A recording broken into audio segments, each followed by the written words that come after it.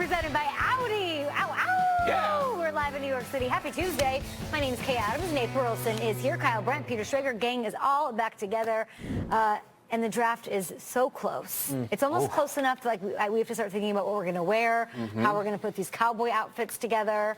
And packing, Kyle. Listen, I'm set. I'm turnkey. I got my outfit. I got a rawhide shirt. Burleson, you got a Cheshire Cat grin over there, my friend. What do you got in the closet? You know I got some stuff in the closet. Peter and I, we got nothing. That's it. So Polo is ties somebody and going cowboy to? boots. Okay. Is this actually going? What day of the show? Let's just agree on it on the air. We haven't talked about this. You want to do a full-on 4-hour show in cowboy gear? Yeah, and I think we open the show on Thursday. First show in Dallas. Walk right out. I'm in. Drinking sarsaparilla, tumbleweeds in the background. That's what you think of when you think Dallas, Texas. Chewing tobacco? Yes, I want to get into character. Time for the lead block. Lead block. Speaking of cowboys, we discussed Dez Bryant's potential destinations just yesterday, as he is no longer a cowboy. And look at this, hitting back the show. Nate suggesting that if he does stay in the NFC East, it might make sense for him to go to the Giants, to which I said, Odell and Dez, what? Dez tweeted this later in the day, quote, I feel like Nate hit it on the nail. Everything is still up in the air. Hashtag X. So, gentlemen, the Giants somehow were to land one Dez Bryant. How does one see him coexisting in that offense? I believe he coexists very well. You know, it's funny because I went home yesterday. We just got back from vacation. So I had a lot of stuff going on, and then I went and checked my phone. I'm looking at my feed. I'm like, wait, what? Dez is responding? Because it's not often that players have so many different outlets talk about them, and they pay attention to one specific hit. So, one, let me say, Dez Bryant, I appreciate it, being a fan of yours, loving the fact that you're listening to us. But the reason I brought that up is because, you know, people want to assume that Dez Bryant is looking for the location where he can be labeled a number one. After spending so much time, making so much money, being such a superstar, with a star on your helmet, having a title means nothing. Going and playing well, having to adjust to a system where you're not the number one guy, is perfectly fine. You play on a team with Odell. You got different complementary pieces. Sterling Shepard, who is a fantastic young talent, tight end play, and maybe they get Barkley. Eli, with all these weapons, all of a sudden you're looking at that Hall of Famer making plays within that offense. Dez Bryant will fit in seamlessly, and I know people want to bring up the personality. I'll take the heart of Odell. I'll take the heart of Dez Bryant. I'll take the passion that they bring to the table over a lot of duels in this league where oftentimes, whether they win, lose, you don't even know what type of emotional roller coaster they're on. So I think everything will be great within that offense. And Dez Bryant's not going to care about what you label him as long as he's out there being productive. I feel like we had the same conversation with Brandon Marshall. How can he coexist? That seemed to go well. Obviously, injuries sort of derailed everything, but we were making a lot out of nothing with those two being able to coexist. And it's a new era in football. I think the NBA kind of took the lead with this, where you had Bosh and Wade and LeBron. Everyone's like, how's it going to work? And now you've got Westbrook playing with Carmelo, playing with playing with Paul George, and then obviously what you have going on in Golden State. The NFL, though, the Rams are taking the lead, right? The Rams are like Talib, Peters, Sue. Right.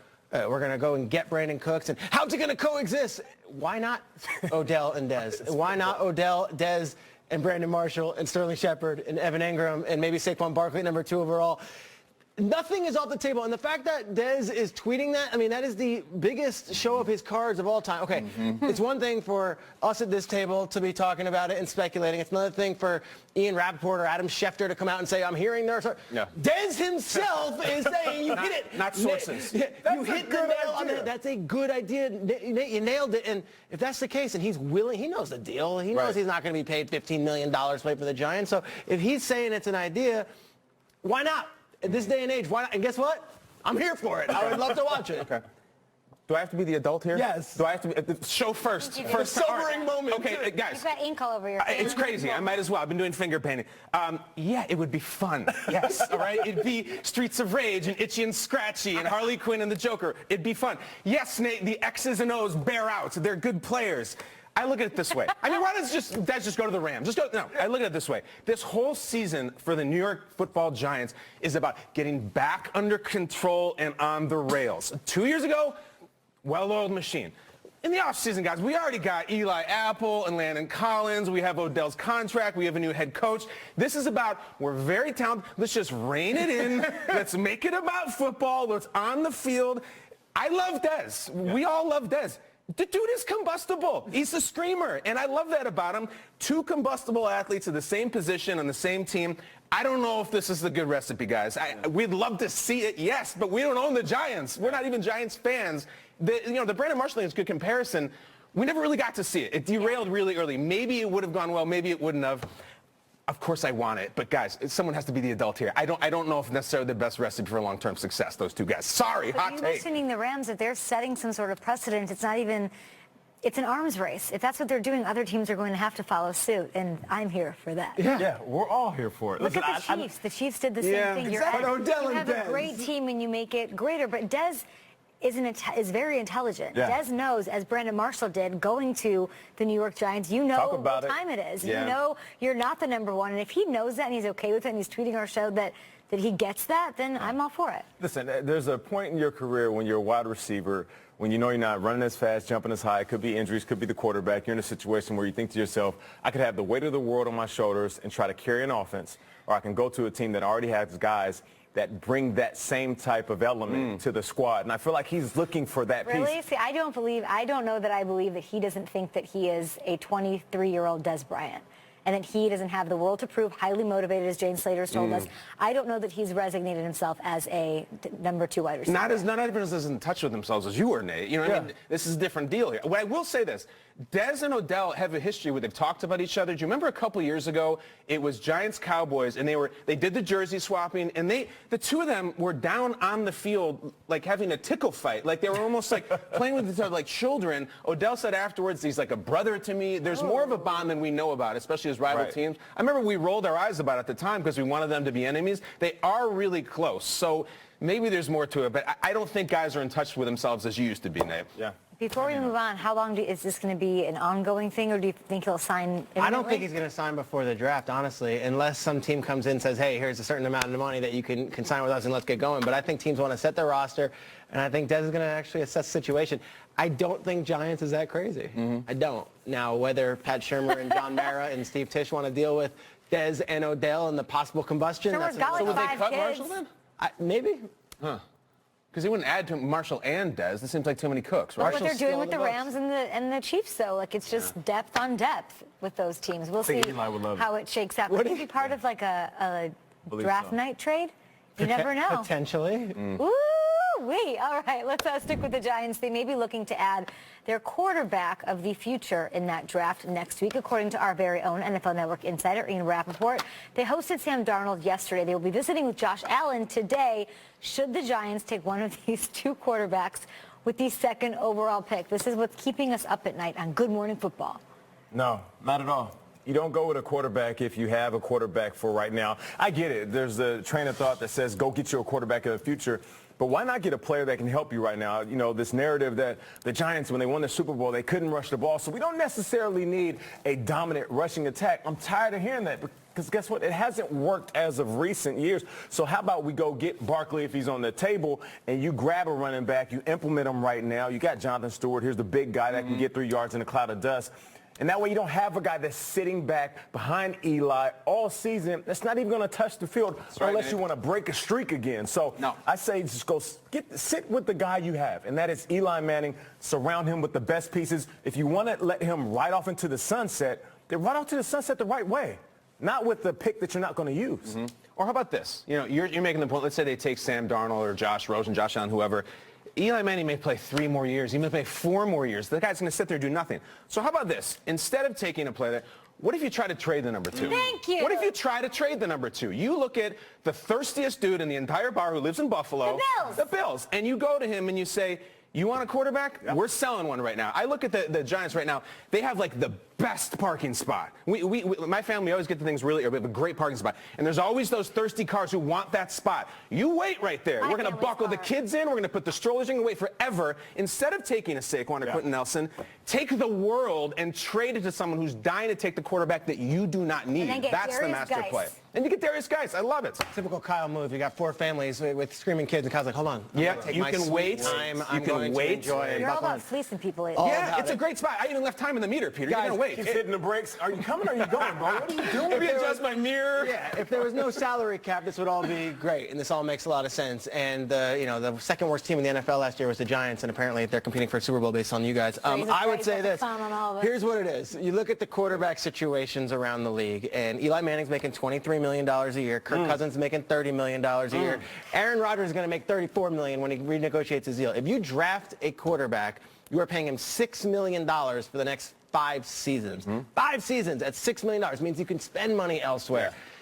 When you get a chance to have a number 2 pick, and you're a team that's not that far behind, which is the Giants, I think you take the quarterback of the future just because of the economics of it. Eventually, you'll pass that torch to this guy, and he's making bargain basement money as opposed to going to have to sign a vet. A.J. McCarron and Sam Bradford are going to make much more money than the first overall pick this year. Just the way the salary cap works out in the rookie deals, it's boring to talk about, but economically speaking, you have a top 5 pick, and you might possibly need a quarterback in the next 5 years. I think you take a quarterback. Picking top 2, take a quarterback or get out of there. Sure. I'm saying that or if Saquon Barkley or Quentin Nelson are Hall of Famers, you take the best player on the board. I just want to be in the same vicinity as Nate when Saquon Barkley gets taken in the first 3 picks. Yeah. Because you're going to hit the roof. It's just funny because we're going to be sitting here midway through the season if they pass up on the running back and we'll say, darn it, we wish the Giants had a rushing attack. And it's like, okay. What if they trade down and We've been saying this song for a long time. They could trade down and get Darius Geis. That's fine, but what if they miss out on that guy? I want to be in the same room as Nate when Saquon's still on the board at 7. That's what I want. Let's talk about the Patriots, the AFC champs. I want to show you guys a photo. I don't know if, Peter, you're not on the gram yet, so take a look at Giselle and her lovely husband, Thomas Brady. Is that a Photoshop or that's real? Oh, it's real. Haters will say it's fake. On the backs of camels. I do not know where they are, in fact. However, I do not believe I've seen a camel in Foxborough. Nah. I've not seen one up there. So, what's wrong with this picture? You have all the Patriots, minus Gronk and Brady, doing voluntary workouts, which everybody knows in Foxborough are never actually voluntary. And they aren't there. Is there something wrong with this picture? Yeah, I'm looking at a goat and a fox riding camels. Incredible. That's a hell of a picture. No, there's nothing wrong with that picture. What's wrong with that picture? I'm not in it. Specialty zoo. I can't believe those pictures are real. Yeah. It's unbelievable. The last one was in front of the infinity pool. She's like singing the song Who's in taking Portuguese. the photo, okay? Unbelievable. Who's taking those photos? His friend Ben probably. Couldn't beat Nick Foles. Who knows? Couldn't beat Nick Foles. Unbelievable. In all seriousness, and I love those photos. It does feel different this year to me. It does. It does feel different. Gronk apparently has to, if he misses 3 workouts, he loses $250,000. I don't think he wants to do that. Brady, I know everyone's saying he's with the troops and he's in Qatar for a reason and it's great cause. He scheduled it literally the first day of voluntary workouts. You got a whole office. I don't know. Maybe.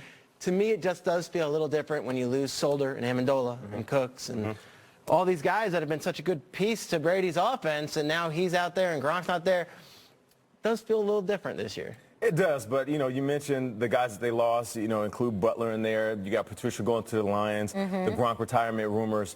But I've seen this story before, and there's been times, even when I played, and I thought, uh-oh, there's trouble in New England. And then later on that season, I'm like, there's no trouble. They're probably going to make a run to the Super Bowl. And you think about the gates, the suspensions over the years, losing the coordinators. Remember the Weiss and Cornell, and then the players, Ty Law, McGinnis, Seymour, Wilfork. I can keep going. You want me to keep telling you what happened every single season? And then what do we talk about? The Patriots are falling off. Oh, not to mention your quarterback continues to get older and older and older. I don't care what happens with the Pats. As long as they got Belichick, as long as they got Brady, I will never question them. I tend to usually agree. I think there's one difference, and I know we can get into this more later in the show. Danny Amendola talking to ESPN about how he felt leaving. I think the difference is the curious case of Malcolm Butler in the Super Bowl. This is something that's very odd that I don't think has been paid attention to enough. Amendola was talking about the reactions of the team and his teammates that Malcolm Butler did not play and how much that's our brother and he wasn't out there. Bill Belichick made a personnel decision that cost his team the Super Bowl, in my opinion.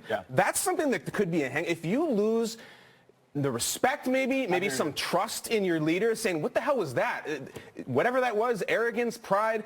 I don't have a Super Bowl ring because you benched one of the players. There could be a hangover from that. Yeah. I hear you. Well said, Bryant. More on that situation actually coming up. We'll be talking more about those Patriots. But the schedule, guys, will be released this week. We can tell the future here on the show. So